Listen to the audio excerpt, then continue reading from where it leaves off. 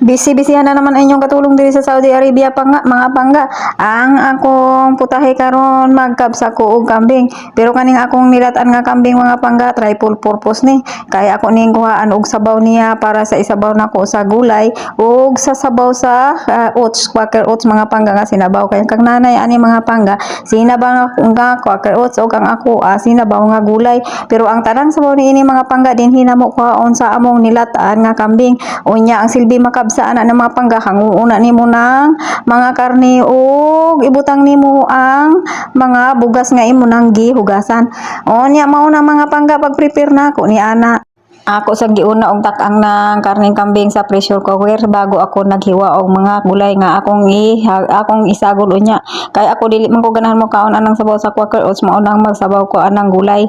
Ako rin mo kaon anang gulay mga pangga kasi nanay dili lagi siya mo kaog gulay kay kahapon na gulay man ko kinahanglang alternate na iyahang paniudto. Kay og tagaan na nimo siya gulay karong paniudto maingon na siya nga bahaw kagahapon mao na nga ako nang gilahi ang iyaha kay quaker oats na pud nga sabaw. Naglungag lang ko og katakal nga bugas mga pangga maura na unya samtang nagpaabot ko nagpindot-pindot nag-engage pa ko sa akong mga kauban unya mauna naluto na mga pangga perting pagkalami mao nang kabsa mga pangga gipatungan og mga sili og lemon nga aswad kanang black nga lemon unya nihaon ako mga pangga unya ang akong video nga nagkaon ko na delete unya maura na ako ipakita sa inyo. Salamat sa inyong pag-watch.